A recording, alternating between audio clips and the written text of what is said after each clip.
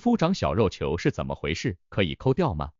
如何处理？一文看懂。最近钱小姐有些苦恼，不知道怎么回事。她的脖子上突然长出了一个个丑陋的小肉球，与身体连接的部分比较纤细，远端比较肥大，看上去十分影响美观。而且随着时间推移，这些小肉球越来越多。仔细回想了一下，钱小姐觉得这些小肉球的爆发和自己前几天去的酒店有关。那家酒店看上去卫生就做得一般，厕所还一股怪味，很可能在那里接触到了脏东西。来到医院检查后，医生告诉钱小姐这是 HPV 病毒感染引起的。钱小姐慌张极了，自己为什么也会得这种病？医生耐心地解释道， HPV 病毒在短时间内可以通过接触感染，也会在身体中潜伏一段时间，因此并不是只有性传播才会导致 HPV 病毒感染。皮肤上的小肉球是什么？其实很多人都长过这些小肉球，尤其是老人，可能整个脖子或者整个后背都有，给患者的日常生活造成了诸多不便。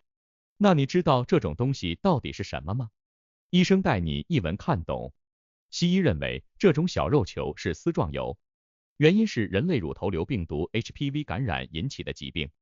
当人类感染上这种病毒后，它会有一段时间的潜伏期，存活在表皮基层细胞中。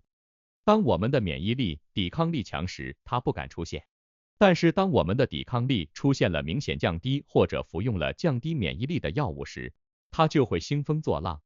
这种丝状疣常常长在血管丰富的位置，它们需要大量的血液和营养物质才能长成一片。成熟的丝状疣可呈现褐色、灰白色或者正常肤色。丝状疣出现后，并不会老实的待在一个部位，它会随着衣服的摩擦或者患者的手指挠痒，扩散到全身各处，因此丝状疣不早点解决，它会生长到患者的脸上、背上、手上。而在中医理论中，丝状疣被称为腺喉，发病的原因是患者在大量出汗后没有及时更换衣服，最终将腺喉给闷出来了，它是汗的产物。两种世界观、方法论的不同，导致治疗方面各有侧重点。但是中西医两种方法对治疗腺喉、丝状疣均有较好的疗效，所以无所谓中医还是西医治疗，只要能驱除这些小肉球，就是好的治疗方式。小肉球可以用手抠掉吗？之前就有一位患者因为用手抠丝状疣导致感染，他年龄50岁上下，脖子上长了很多小小个的丝状疣。处于烦躁的心态，他就用手抠掉了一颗丝状疣。据他本人描述，抠掉的时候没有任何疼痛，反而心里感觉舒服多了。抠完后，他就去洗了澡。第二天起来后，被抠掉的丝状疣位置出现了一个不愈合的伤口。男子没太多在意就出门了。连续3天，这个伤口都无法愈合，无奈之下只能来医院治疗。经过检查，他的伤口已经感染化脓了。如果再晚点来医院检查，伤口可能会变得更大。后来医生给他做了清创，上了药，顺便用别的方法帮他把剩余的丝状疣一并清除。出院的时候，男子一脸轻松，摸着自己焕然一新的脖子，心中别提有多高兴了。这个病例告诉我们，没事不要抠丝状疣，万一造成了感染，麻烦可就大了。要相信医生，医院解决丝状疣是很轻松的。除了会感染以外，丝状疣还会顺着你的指甲传播。比如你抠掉了丝状疣，然后又去挠脸、屁股、大腿， HPV 病毒就会跟着你的手指到处乱走，从而造成丝状疣的扩散。因此，无论是安全还是预防传播的角度来看，医生都建议大家不要随意抠丝状疣。丝状疣的危害了解一下。很多人认为医生过于重视丝状疣，有人认为丝状疣没有疼痛，也没有发炎，就静静的长在那里，为什么要去治疗？事实真的如此吗？丝状疣真的无害吗？影响美观。其实光美观这一点就足以让很多人发疯。随着时代的进步，越来越多的男生、女生过分注重自己的颜值，就算脸上长了一颗痘，都要苦恼一整天。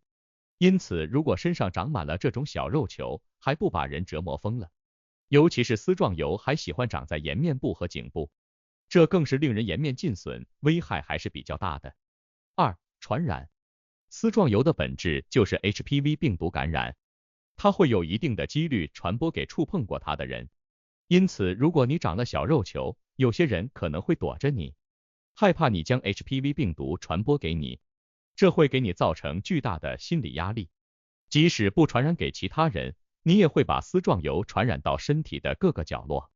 颜面部的小肉球会遍地开发，长在周边的健康皮肤上。3. 可能具有癌变性。HPV 病毒毕竟属于高危致癌因素，是多种癌症的重要诱发因素，比如宫颈癌、子宫癌等等。因此，如果你感染的 HPV 是高危型，而且没能及时处理，又或者做了一些诱发癌变的事情，那最终小肉球也是会发生癌变的。所以，一旦发现身上出现了这种小肉球，就应该去做检查，然后将其处理掉，不要抱着无所谓的心态。小肉球的治疗处理也很简单，就算小肉球感染了，大家也不要慌，我们有好几种解决小肉球的办法，保证能帮你解决这个心头大患。物理治疗，首选二氧化碳激光手术，具有出血少甚至不出血的优点。手术视野清晰，精准度高，时间短，往往患者还没反应过来，丝状疣就已经脱落了。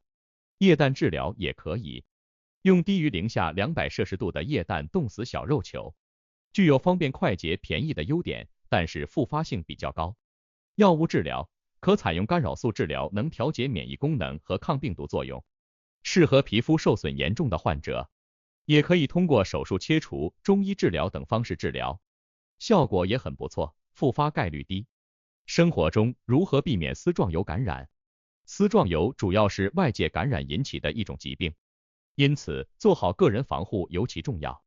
第一，如果你正在服用免疫抑制药物，这些药物会降低你的免疫力，给丝状疣充足的入侵发作机会。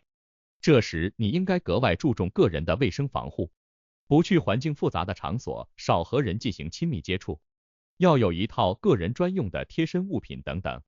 第二，注重个人卫生，要多清洁自己的皮肤，减少使用公共用品，以防交叉感染。伤口溃烂后要及早处理。第三，不要过度疲劳，每天要有7到8小时的睡眠时间，这是提高抵抗力的关键因素。很多人过度疲劳后免疫力会极度降低，增加感染 HPV 的风险。第四，饮食。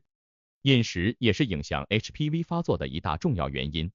如果你平时喜欢吃辛辣食品，那就容易发作 HPV。所以平时要清淡饮食，多摄入瓜果蔬菜，这能有效预防 HPV 病毒在体内的聚集。第五，住酒店要注意安全。许多 HPV 病毒感染者具有入住酒店后发病的经历，这会因为酒店在处理卫生方面没能做到100%的清洁，这就导致上一位住户可能会残留许多 HPV 病毒在床上、厕所，这时下一任入住者就有可能感染上 HPV 病毒。总之，丝状疣并不是什么大不了的事情，治疗起来非常简单，预后也很不错。但是患者要有基本的疾病预防意识，否则会加重丝状疣的感染。同时，患者应该要有个人卫生观念，时常打扫卫生和清洗自己的皮肤。